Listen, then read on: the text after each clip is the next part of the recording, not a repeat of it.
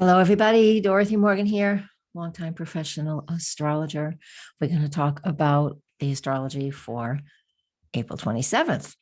And then we'll do some astro dice, as always, a little bit of cards. All right, let's get started.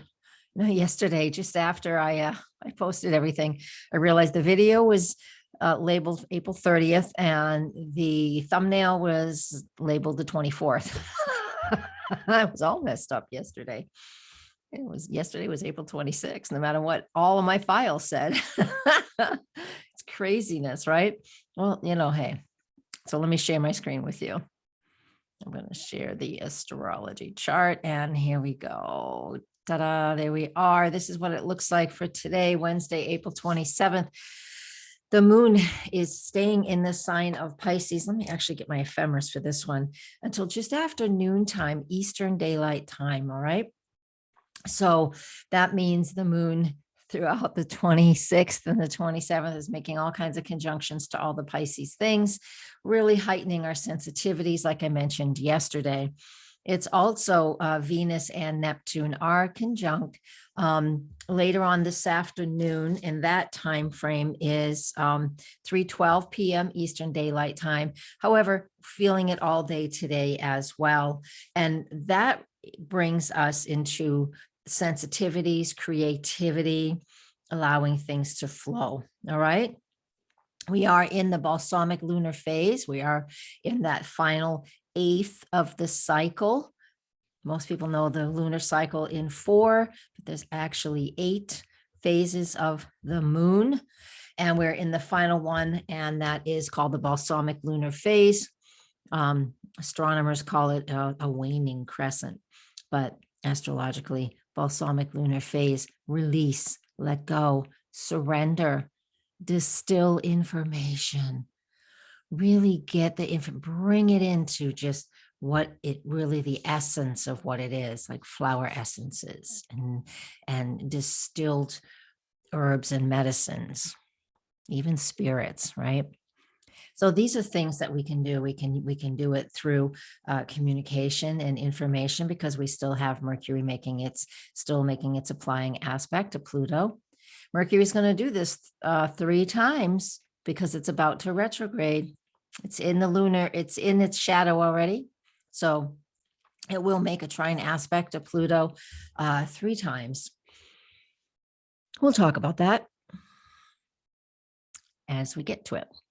However, that is representing information that we need to understand, research deeper, transform, transmutate our processes or our thinking, what we think about something. And I'm talking about thinking because Mercury is the thinking planet. It's the one about information, right? And with Pluto, Pluto says we need to transform this. We need to change this. There's a deeper change going on here.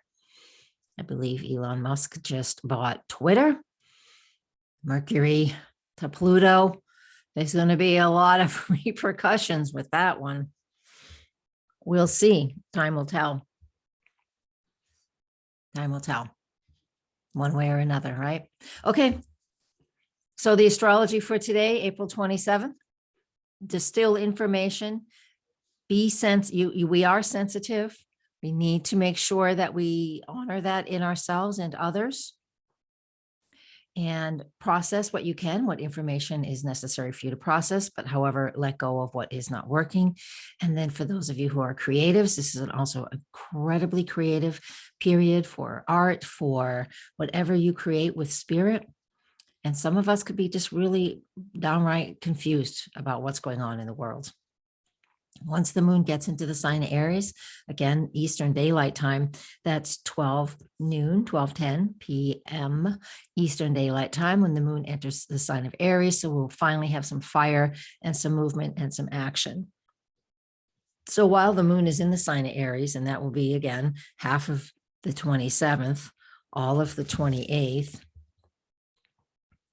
and almost all of the 29th, and that's when Pluto retrogrades, the moon in Aries is definitely, it's like we're going to be able to take a lot of action, just like that. Go, go, go. It's about time. I feel like we've just been swimming or floating or whatever. All right, now's when we ask Spirit, what do you want me to know? Or present a question. If you have a question, read what these astro dice are talking about. We have Saturn in Cancer in the 11th house. Interesting. Saturn is rules and boundaries and structure, safety, feeling secure. And I think of that because the Cancer represents home and family, and the 11th house is groups and associations.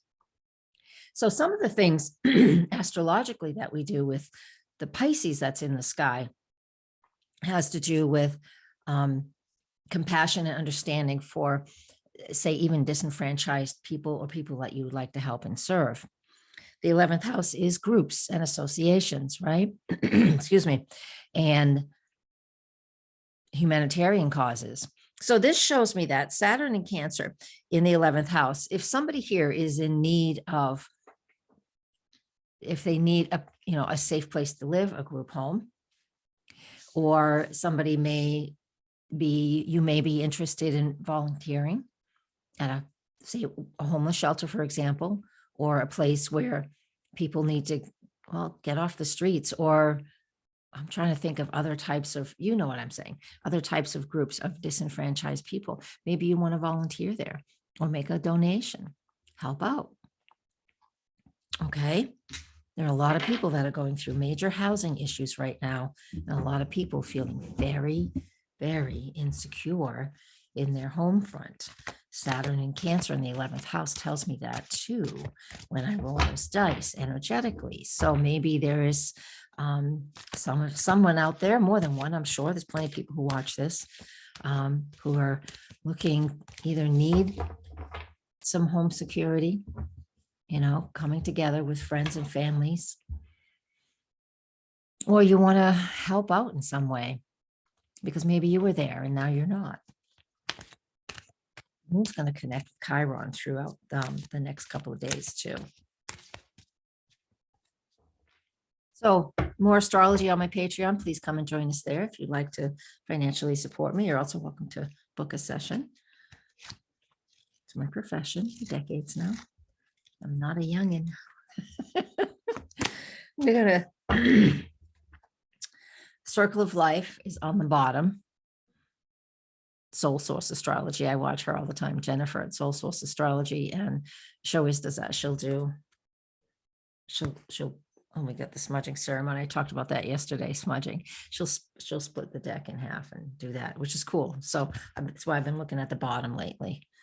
Circle of Life. So what goes around comes around. And so that's like the Wheel of Fortune cards. So just know that there is an awful lot going on here that, even if you're feeling down and out, and the energy does come back up into a better place. I know I felt that when I was feeling pretty homeless myself. I made it. Only 4 days left.